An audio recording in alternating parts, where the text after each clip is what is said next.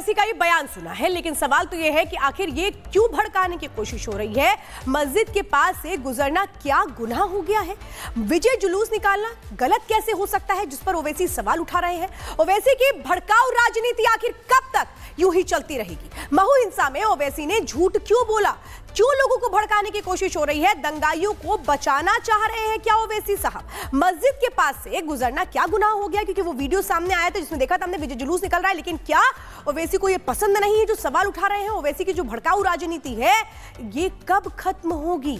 महू हिंसा में ओवैसी कैसे झूठ फैला रहे हैं उस बयान से निकलकर साफ सामने आता है, जिसमें कह रहे हैं कि मस्जिद के सामने पत्थर फेंके गए, लेकिन मस्जिद के सामने किसने पत्थर फेंके, सवाल ये है। तो ओवैसी एक बार नहीं बल्कि कई बार इस तरीके की भड़काऊ बयान देते रहे हैं। एक बार फिर से वो नाराज हो गए हैं। ओवैसी की नाराजगी का कारण है मस्जिद और नमाज, क्योंकि होली के मौके पर नमाज पढ़ने का टाइम बदलने और मस्जिदों को ढकने के फैसले से वो खुश नहीं थे।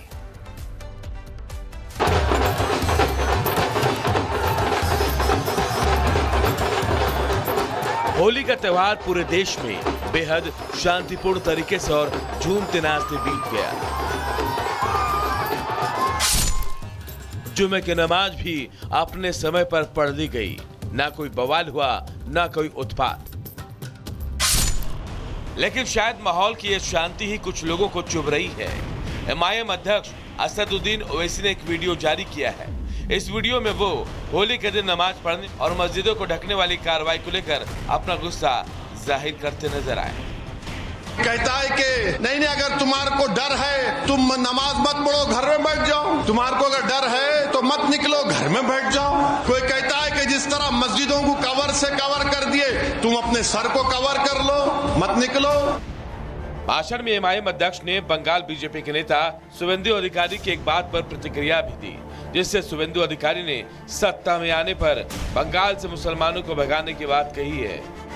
मेरे भाई वो डरपोक थे जो पाकिस्तान को भाग गए। ये जियालों की औलाद है, भागने वालों की औलाद नहीं है। अरे वो डरपोक थे, भाग गए। हमारे आबोजदाद ईमान की दौलत से माला माल थे, उन्होंने भारत को अपना वतन माना और मानते रहेंगे। अब ये नेताओं की बयानबाजी का गुस्सा है या फिर होली में नमाज का समय बदलने जाने की नाराजगी, ये तो आने वाला समय बताएगा। लेकिन फिलहाल इतना तो साफ है कि ओवैसी इसे लेकर बिल्कुल भी खुश नहीं है। Bureau report, Republic Bharat. और सुमित इस वक्त सीधे हमारे साथ जुड़ चुके हैं मऊ से। सुमित, एक बात बताइए कि आखिर क्या ओवैसी को एक तरह से एक मौका मिल गया है जो इस तरह की वो राजनीति कर रहे हैं और भड़काऊ बयान दे रहे हैं? देखिए श्वेता, पहली बार नहीं है कि असदुद्दीन ओवैसी ने इस तरीके के संवेदनशील मामले पर गैर जिम्मेदाराना बयान जो है वो दिया हो। और बड़ी बात यह है, मैं आपको 2-3 पॉइंट इसमें समझाने की कोशिश करता हूं, क्योंकि आपने वो तमाम वीडियोस देखे हैं, हमारे दर्शकों ने वो तमाम वीडियोस देखे हैं, जिसमें कैसे जो उपद्रवी हैं वो निशाना बनाते हैं लोगों को। जो जुलूस वहां पर भारत न्यूजीलैंड के मैच के बाद भारत की जीत के साथ ही हाथों में तिरंगा लेकर निकाला जा रहा था। मैं इस वक्त मऊ में हूं, ये पूरा जो चौक आप देख रहे हैं, इसके बारे में खास बात आपको बताता हूं कि जब एक तरफ वो दावा कर रहे हैं कि जुलूस को निशाना बनाया जाता है, लेकिन यहां पर कोई जुलूस नहीं निकाला जा रहा था। वहां पर भी उपद्रवी हाथों में पत्थर लेकर आगजनी करते हुए गाड़ियों में तोड़फोड़ करते हैं। गाड़ियां देखिए, आज भी उसके निशान यहां पर मौजूद हैं। रविवार को जो हिंसा हुई उसमें ये गाड़ियां देखिए जो अभी भी यहां पर टूटी फूटी पड़ी हुई हैं। वो शीतला माता मंदिर जिसके बाहर आग जो है वो गाड़ी के अंदर लगा दी जाती है। और जरा आकाश इधर से तस्वीर दिखाइए, ये जामा मस्जिद की वो रोड है, थोड़ा आगे आ जाइए। ये जामा मस्जिद की वो रोड है, यहां से पूरा पथराव करते हुए यहां तक तमाम जो पत्थरबाज हैं वो पहुंचते हैं और उसके बाद घरों को निशाना बनाया जाता है, गाड़ियों में आग लगा दी जाती है, जिसके निशान अभी भी यहां पर मौजूद हैं। बार बार अभी तक वो वीडियो सामने आए हैं जिसमें कैसे उपद्रवी इकट्ठा हो रहे हैं। एक शख्स जो है वो लोगों को मस्जिद के बाहर बुलाता हुआ नजर आ रहा है। उसके बाद पूरा महू जो है वो कैसे दंगों की आग में झुलसने लगता है, ये हालात बन जाते हैं। और साथ ही साथ जो दावा असदुद्दीन ओवैसी की तरफ से यहां पर किया जा रहा है, जिसमें वो ये कह रहे हैं कि जो पत्थरबाजी है वो पहले जुलूस में जो लोग थे उनकी तरफ से मस्जिद पर की गई। लेकिन इसमें बड़ी बात यह कि खुद पुलिस प्रशासन की तरफ से जो यहां पर जो डीएसपी हैं उनकी तरफ से इसका साफ इनकार कर दिया गया कि कोई भी वीडियो अभी तक भी जो मुस्लिम पक्ष है उनकी तरफ से नहीं दिया गया है, जिसमें यह बात साबित होती हो कि जो जुलूस यहां पर निकाला जा रहा था, जो अपने हाथों में झंडा लेकर लोग वहां से निकल रहे थे, उनकी तरफ से पथराव की शुरुआत हो। इसके उलट वो तमाम वीडियोस अभी तक आपने यहां पर देखे हैं, जो इस चौक से लेकर बत्तख चौराहे से लेकर मोती महल इलाके से लेकर जामा मस्जिद से लेकर जहां पर उपद्रवी इकट्ठा हो रहे हैं, कैसे वो पत्थरबाजी कर रहे हैं, कैसे चारों तरफ जो है वो आगजनी की जा रही है, घरों को टारगेट किया जा रहा है। ये देखिए, ये वो घर जो अभी भी गवाही दे रहे हैं कि क्या कुछ जो है यहां पर हालात उस दिन बने थे, कैसे ये बिल्कुल नया घर है, घर की अब तक ओपनिंग नहीं हुई है। जिन्होंने इस घर को बनाया है वो लोग अभी तक यहां पर रहने के लिए नहीं आए हैं, लेकिन इस घर को कैसे टारगेट किया गया।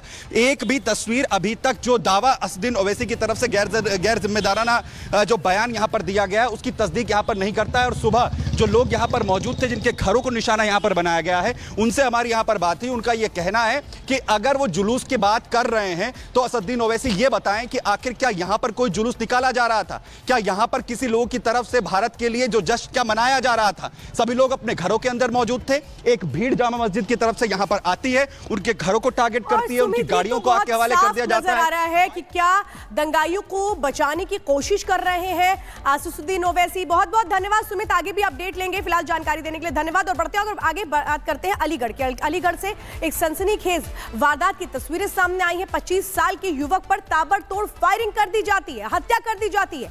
बाइक सवार बदमाशों ने करीब 8 से 9 राउंड फायरिंग की, जिसमें मौके पर उस शख्स की मौत हो जाती है। वारदात के बाद इलाके में कैसे दहशत हुई, लेकिन पुलिस ने वहां पर पहुंचकर कैसे जांच शुरू कर दी, इस रिपोर्ट में समझाते हैं।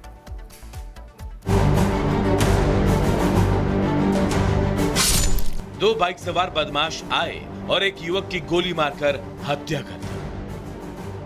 बाइक से आए बदमाशों ने युवक को घर के पास घेरा और 8 से 9 राउंड फायर किए। युवक के पेट और पीठ में 7 गोली लगी है, उसकी मौके पर ही मौत हो गई। यह तस्वीर आई है अलीगढ़ से, जहां दिन दहाड़े युवक की हत्या कर दी गई। हालांकि फायरिंग की आवाज सुनकर लोगों ने आरोपियों को दौड़ाया, लेकिन आरोपी मौके से फरार हो गए। वही बदमाशों की करतूत सीसीटीवी कैमरे में कैद हो गई है। पुलिस ने हमलावरों के खिलाफ केस दर्ज कर लिया है और अब पुलिस हमलावरों की तलाश कर रही है। बताया जा रहा है कि वारदात के पीछे पुरानी रंजिश हो सकती है। Bureau report, Republic Bharat.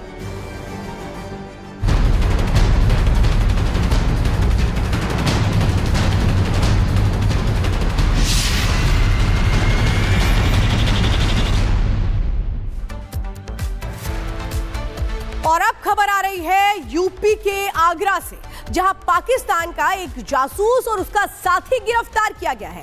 आरोप है कि दोनों जासूस भारत के गगनयान से जुड़ी जानकारियां पाकिस्तान को भेज रहे थे, पाकिस्तान से साझा कर रहे थे।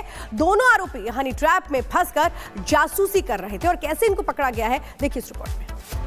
देखिए तस्वीर हम दिखा रहे हैं आपको, कैसे ये जासूस गिरफ्तार किया गया है। जो हमारा मिशन गगनयान है उससे कैसे पाकिस्तान को दिक्कत है, पाकिस्तान की उस पर नजर है। और देखिए गगनयान से जुड़ी हर जानकारी हासिल करने की कोशिश की जा रही है इन जासूसों के जरिए, जो इस वक्त पकड़ लिए गए हैं। हनी ट्रैप का शिकार होते हैं और इनके इसके बाद गिरफ्तार किया जाता है। पाकिस्तान के लिए जासूसी कर रहा था आरोपी रविंद्र कुमार, फिरोजाबाद की ऑर्डिनेंस फैक्ट्री में चार्जमैन के पद पर यह तैनात था। पाकिस्तान के सोशल मीडिया अकाउंट पर जानकारी दे रहा था। पाक खुफिया एजेंसी को ड्रोन से लेकर के तमाम वो जानकारी थी जो बता रहा था गगनयान की जानकारी कैसे साझा की जा रही थी।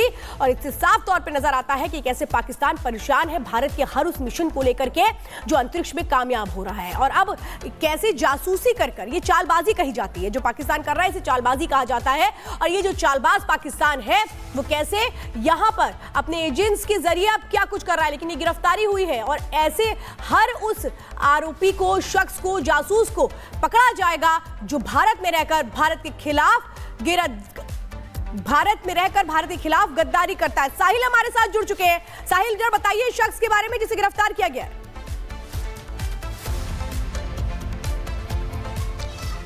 देखिए इस वक्त हम आगरा के बिंदु कटरा इलाके में मौजूद हैं, जहां से आईएसआई एजेंट रविंदर सिंह को एटीएस ने गिरफ्तार किया है। ये मेरे पीछे की आप तस्वीर आप देख रहे हैं, ये रविंदर